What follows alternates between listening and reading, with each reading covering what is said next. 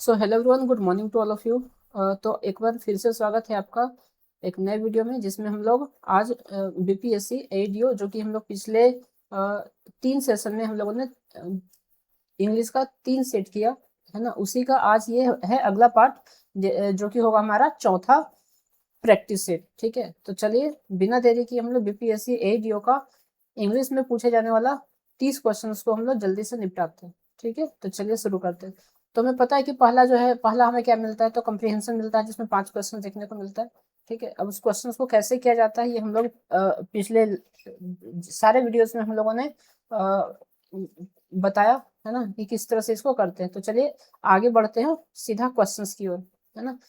तो चलिए यहाँ पे लिखा है, पहला क्वेश्चन है हमारा, विच quality of Raman is mainly highlighted in the story. ठीक है, कि रमन के किस क्वालिटी का जिक्र जो है इस पूरे स्टोरी में किया गया था। ठीक है, जो कि हाईलाइट हुआ। ठीक है, वो था हमारा ऑनेस्टी, है ना। क्या था वो? ऑनेस्टी। ठीक है, पूरे स्टोरी में उसकी ऑनेस्टी के बारे में बात किया गया। ठीक है, चलिए नेक्स्ट क्वेश्चन है, why did the fairy offer Raman the golden and silver eggs, है ना। कि जो फेरी थी वो रमन को सोने की और चांदी की जो कुल्हाड़ी है वो ऑफर क्यों किया, है ना। ताकि वो ये देखना चाहता था कि वो लालची है या क्या है ना। तो उसकी ऑनेस्टी को उन्होंने चेक चेक किया। ठीक है, question number 3, which event led to the story fairy appearing before Raman, है ना।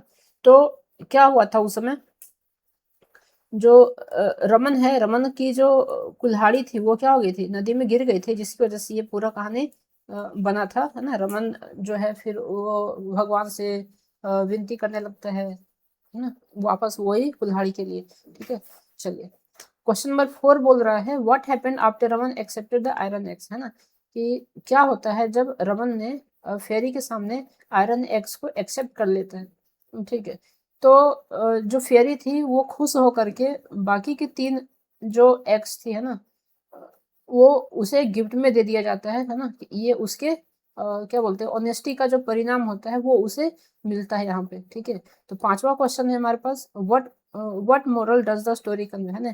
कि जो स्टोरी है वो हमें क्या मोरल बताती है, क्या बताती है। ठीक है, तो ऑनेस्टी हमें बताती है कि जो मतलब ये स्टोरी है हमें बताती है कि ऑनेस्टी को हमेशा ही क्या किया जाता है, तो रिवार्ड किया जाता है ना। ऑनेस्टी बोलते हैं ना, honesty is the best policy. ठीक है, तो ये वही है यहाँ पे कि ऑनेस्टी, ईमानदारी कभी भी जायज नहीं जाता है ना, उसका कुछ ना कुछ परिणाम जरूर निकलता है। ठीक है, चलिए नेक्स्ट क्वेश्चन है हमारे पास, है ना, fill in the blanks with most appropriate words. हमें यहाँ पे मोस्ट अप्रोप्रिएट वर्ड्स को देखना है कि मोस्ट अप्रोप्रिएट वर्ड्स कौन सा होगा। ठीक है, the politicians speech was a masterpiece of dash, है ना।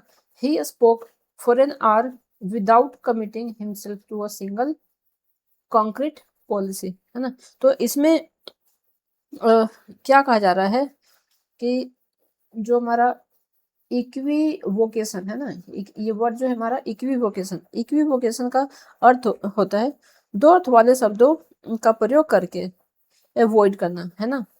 मतलब बिना कंक्रीट पॉलिसी कमिट किए घंटों बोलना, है ना।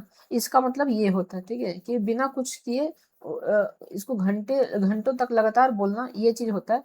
तो यहाँ पे हमारा ऑप्शन नंबर बी जो है वो करेक्ट हो जाता है। ठीक है, घंटों तक लगातार बोलना, ये मतलब हो गया इसका। ठीक है, चलिए क्वेश्चन नंबर 6 देखते हैं, 7 देखते हैं। क्वेश्चन नंबर 7 है हर, है ना।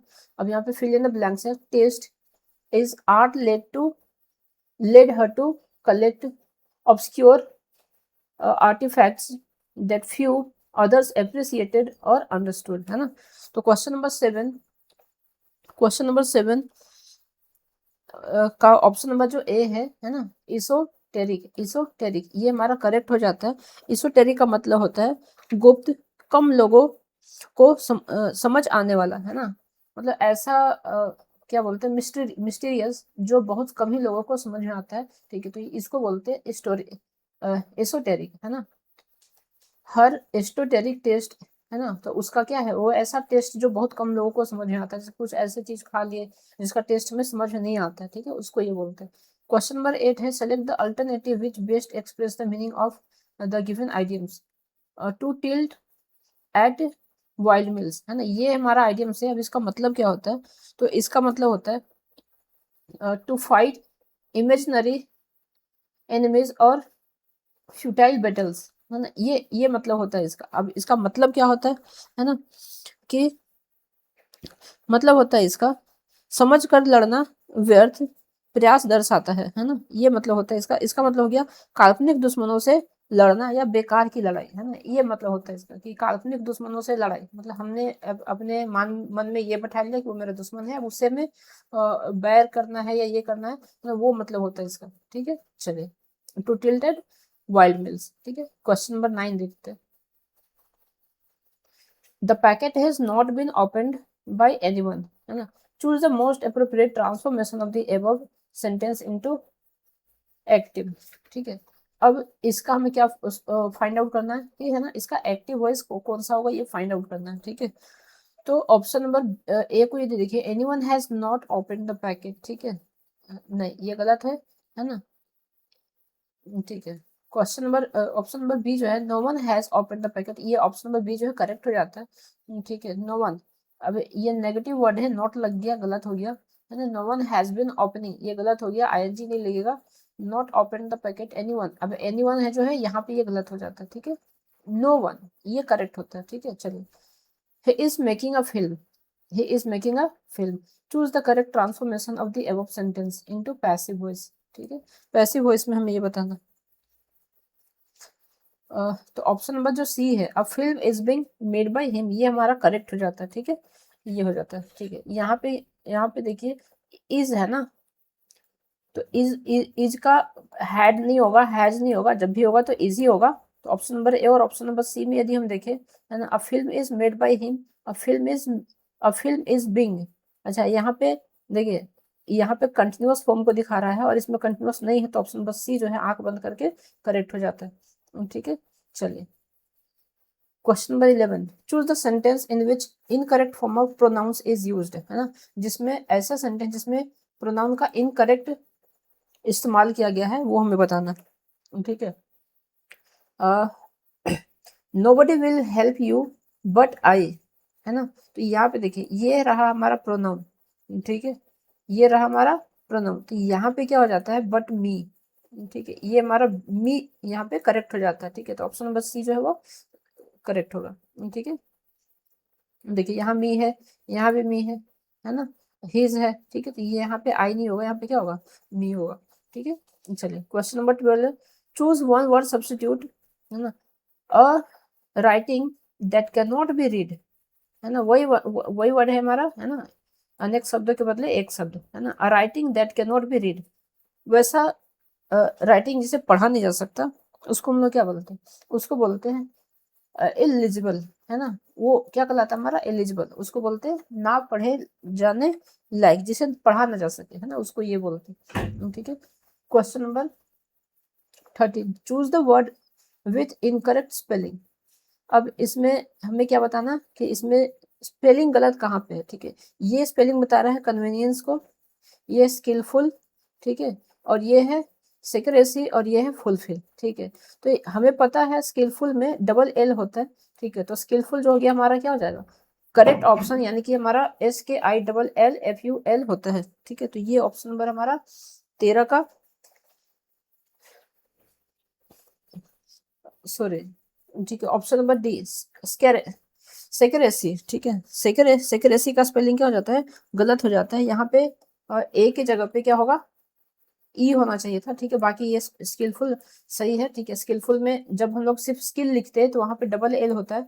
ठीक है, बाकी ये करेक्ट हो जाता है। ठीक है, जब उसको कंपाउंड में इस तरह से लिखते हैं तो वो सही हो जाता है। ठीक है, तो स्पेलिंग में हमारा सेकंड ऐसे ये स्पेलिंग हमारा क्या हो जाता है, गलत हो जाता है। ठीक है, चलिए थोड़ा सा आगे बढ़ते हैं। ठीक है, चलिए, कीप द गेट क्लोज्ड।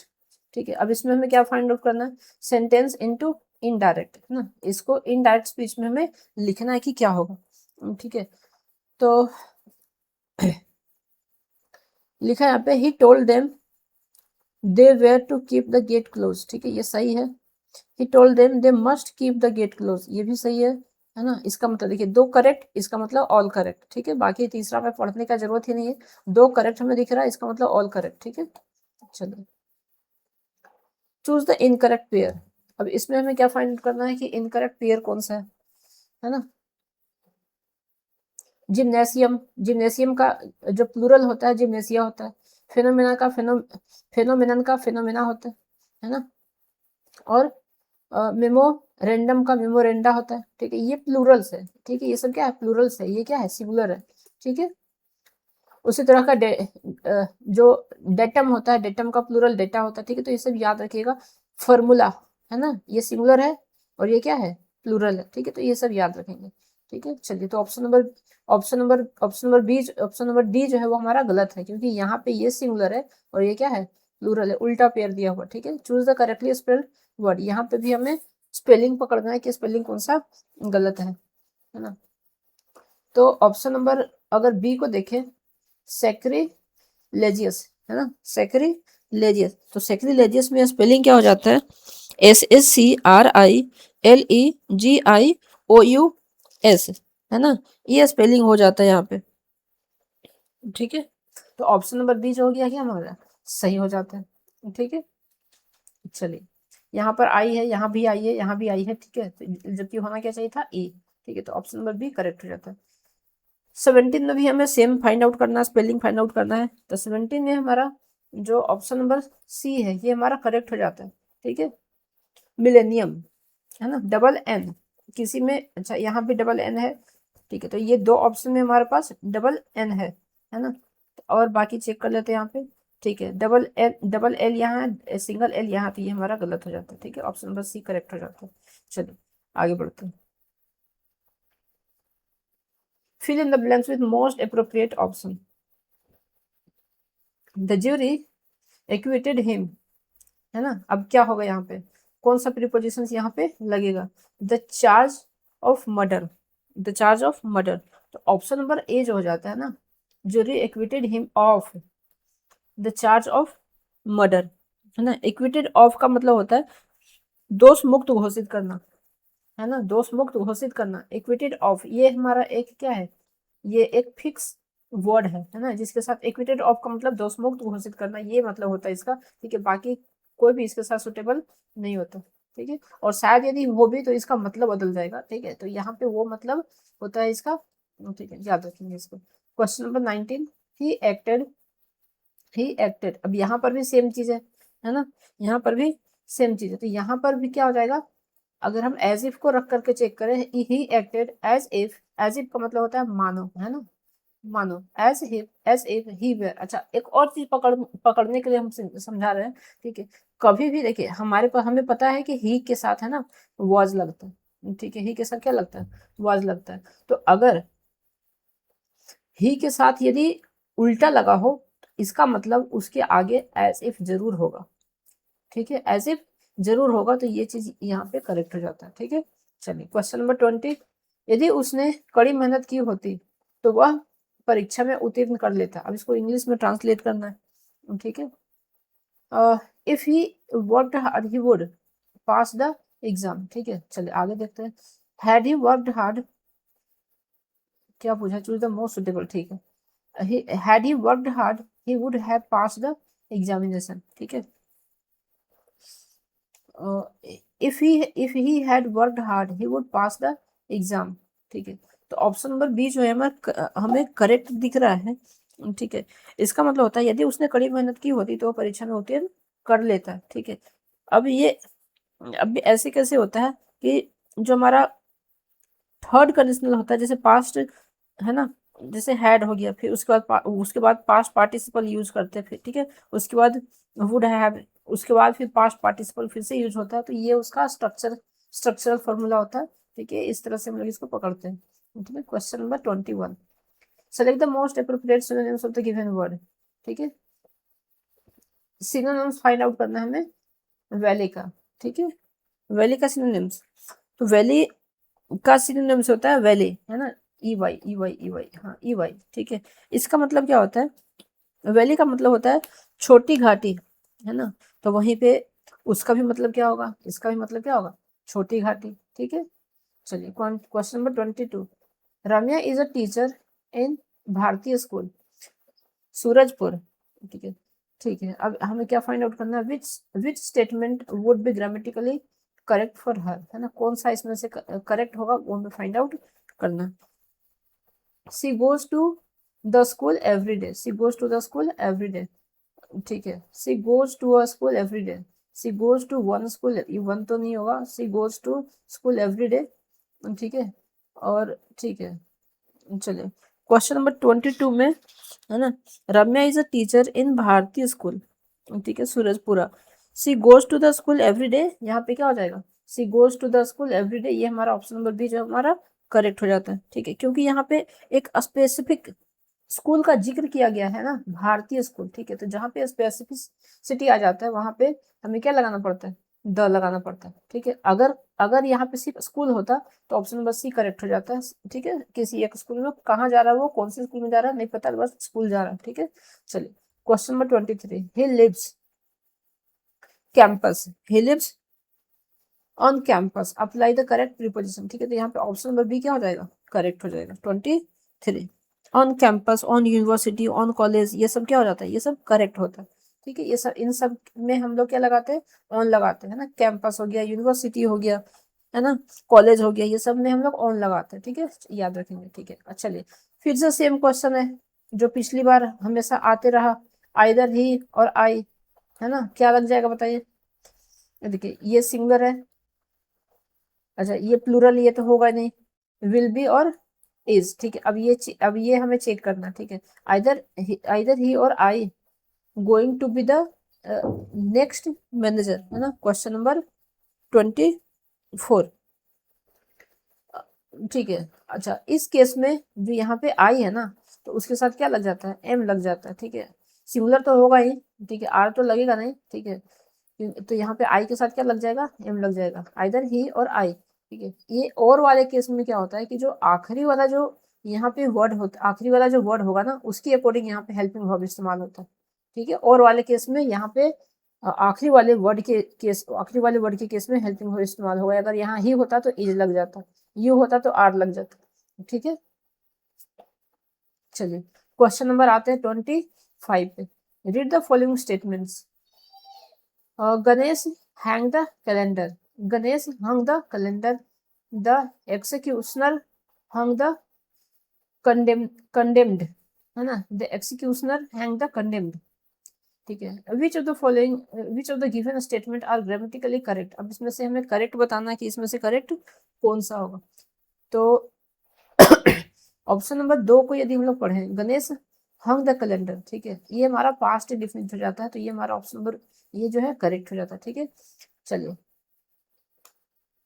अब वहीं पे यदि हम लोग ये देखें, गणेश हंग द कैलेंडर और the executioner hang the condemned क्या है, कंडेम्ड, है ना, तो ऑप्शन नंबर डी ये भी हमारा क्या हो जाता है, करेक्ट हो जाता है। ठीक है, तो इस तरह से हमारा क्वेश्चन 2 और 4, तो 2 और 4 किसमें, 2 और 4 डी में है, तो डी नंबर हमारा क्या हो जाएगा, करेक्ट हो जाएगा। ठीक है, चलिए until and unless the candidate pay the fee, his or her admission would not be confirmed here, है ना। चलिए इसको यदि हम लोग देखें तो यहाँ पे option number B until denotes time and unless denotes condition. ठीक है, तो ऑप्शन नंबर बी जो है यहाँ पे हमारा करेक्ट हो जाता है। ठीक है, until एंड unless का इस्तेमाल इस तरह से हम लोग यहाँ पे करेंगे। ठीक है, चलिए चूज द सिनोनिम्स, है ना, क्या है, abandon। एबंडन का मतलब होता है ना, क्या, छोड़ देना या त्याग देना। ठीक है, तो उस वहीं पे हमें यहाँ सिनोनिम्स बताना है, तो सिनोनिम्स का मतलब क्या, डेजर्ट। डेजर्ट यानी कि मरुस्थल यानी मरुभूमि। तो ठीक है, तो ऐसे भूमि जिसको हम लोग त्याग देते हैं, वहाँ पे फसल उगाते नहीं है, उसको बोलते हैं हम लोग डेजर्ट। ठीक है, तो वही चीज हो गया इसका। ठीक है, चलिए नेक्स्ट ट्रांसलेशन, मुझे पढ़ना है ना, मुझे पढ़ना है, I have to read, option number B, option number B correct हो जाता है। आई एम टू रीड मतलब मैं पढ़ने वाला हूँ। ठीक है, मुझे पढ़ना था।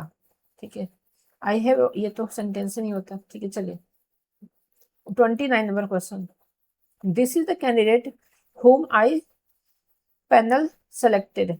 The word home is a, the word home क्या है, एक रिलेटिव प्रोनाउंस है ना। बीच में पिछले पिछले 2-3 वीडियो में भी हम लोग बताए थे कि बीच में यदि कोई भी WH वर्ड्स आता है तो वो रिलेटिव प्रोनाउंस कहलाता है, ठीक है।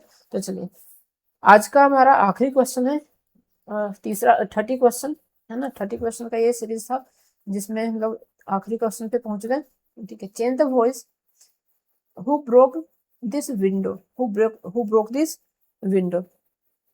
चलिए तो by home was this window broken, ये ऑप्शन नंबर ए ही हमारा करेक्ट दिख रहा है, ठीक है।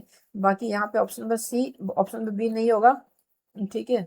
ऑप्शन नंबर डी नहीं होगा, ऑप्शन नंबर सी को एक बार चेक कर लेते हैं। बाई होम इज, ठीक है। अब देखिए यहाँ पे क्या है, पास्ट इंडिफिनिट, और ठीक है यहाँ पे क्या है, इज लगा है, तो ये हमारा करेक्ट हो जाता है, ऑप्शन नंबर ए करेक्ट हो जाता है। तो इस तरह से हम लोग 30 का 30 क्वेश्चन जो है इजिली कर पाए, ठीक है। तो इसमें नंबर लाना थोड़ा आसान है, ठीक है। आप लोग आसानी से इसमें स्कोर कर सकते हो, ठीक है। वैसे तो पासिंग मार्क्स इसमें बहुत कम है ना, 9 नंबर पासिंग मार्क्स है। तो 9 नंबर के अलावा तो 30 क्वेश्चन है, तो कुछ कुछ क्वेश्चन तो ऐसे भी है कि वो मतलब वो तुक्का लगा करके भी बनाया जा सकता है, ठीक है। तो वैसे नंबर लाना आसान है, ठीक है। तो मिलते हैं नेक्स्ट वीडियो में एक नए सेट के साथ, तब तक के लिए धन्यवाद, जय हिंद।